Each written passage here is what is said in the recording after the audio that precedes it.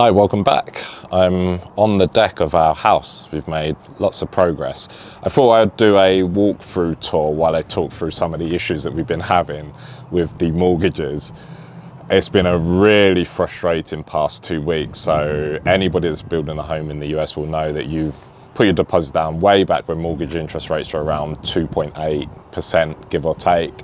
And they're up now to 5.6, 5.76% in some cases. Now, we've been attempting to get a mortgage for the last 2 weeks, and the way I approached it was to reach out to one lender and then take that quote and take it to the next lender and see if I could get that beaten. However, there's the preferred lender that you get with the builder who promises you 2%. So the builder and the lender team up and they give you 2% back against the loan value. So if you've got a 600,000 loan and you're going to get 12,000 back against your closing costs. However, they're the most expensive of the 4 different lenders that I've chosen. And I'm absolutely positive there's a lot of people that will probably go for that option because they look at a headline figure. For example, they might offer you a great 5% or 5.5% mortgage interest rate and tell you they're giving you that 12 grand back, but actually the APR might be 6% because they build in lots of costs into that. So they're not really giving you 2%, they're just taking it out in a different way by giving you a horrible APR. What you have to look at is a total cost. So you can look at over 5 years, 10 years, whatever, 1 year, but you need to look at the total cost of that mortgage, including all of the expenses. So my job really was to take their really not good offer, take it to the next broker, show them, they then beat that. However, what I didn't account for was the pace at which mortgage interest rates were moving. So we were finding intraday 0.5% swings, and that really made it quite difficult. So where did we start? About 2 weeks ago, I think we were told it was about 5.6% roughly for a 30 years. So I immediately discounted that and I verified that with 2 different lenders. It was around the same. So we discounted it and decided we're going to stick with a 15-year. Now, the first reasonable quote that I got was around 4.25% on a 15-year. Naturally, I take that to the next lender. No, we can't beat that, fine. Go back to the first one, which was Bank of America, that actually offered a really good rate. And for whatever reason, they were less than timely. So at the point I submitted the application, or thought I did, it was 4 days before they got back to me, at which point they said, oh, we need to charge you some extra money. So we won't change the rate, we'll change the amount we charge you up front, so the points. Okay, well, that's not really fair, but fine. Spent 48 minutes on the phone to Bank of America and they had a problem with the system. We'll call you back. 4 days after that, still no call back. And I was chasing them every day, still no call back. Really, really unhelpful. In the meantime, though, I wasn't just sitting around. I took that and I took it to the next lender. And sure, we can have a look at a rate for you. The rate is 4.4%. Okay, that's more than I wanted to pay, but I get it, it's moving along. Let me get back to you, I want to check a couple of things. That afternoon, okay, let's lock in at that.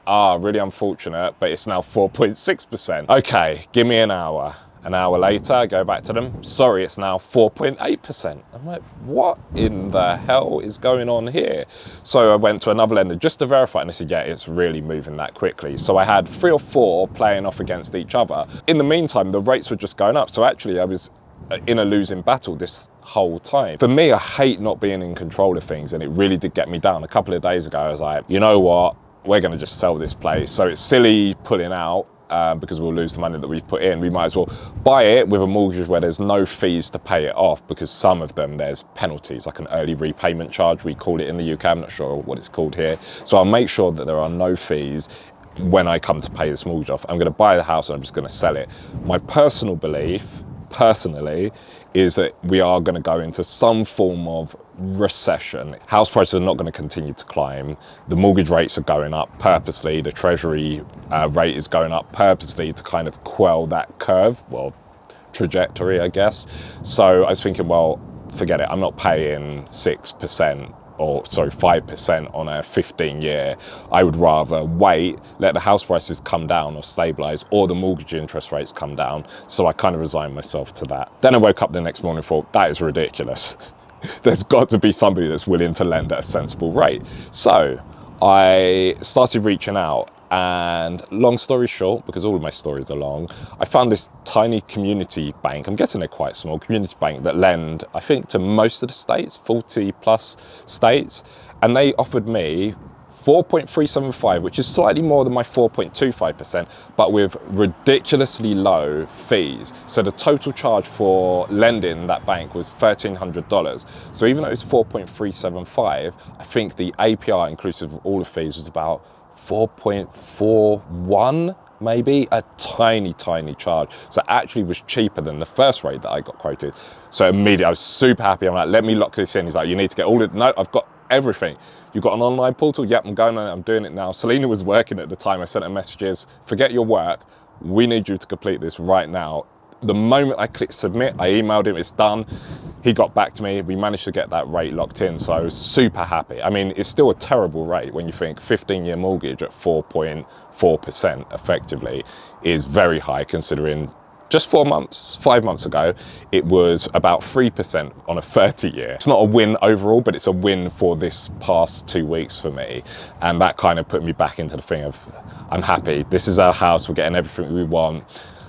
Oh, in the meantime, a week ago, we went and we actually chose a sofa to put in. We chose this really nice sectional sofa. So that also put a downer on me. I was thinking, I've just ordered it, and you have to pay up front, and there's a 25% restocking fee if you choose not to take the sofa between the point you order and when it gets delivered. I was thinking, right, we're gonna have to pay that 25%, which means another loss, or we're gonna have to find somewhere where we can put this sofa, which is probably what we would have done. So actually, I'm happy now that we don't have to do that, and the sofa's gonna go in here. I am paying a lot of attention to the market and the rates, because even though it sounds bad, what I would love is for recession to hit and the rates or the home prices to collapse at some point, because that is a perfect buying opportunity. So I'm trying to look at the positives here. There's the potential that we'll live in this home.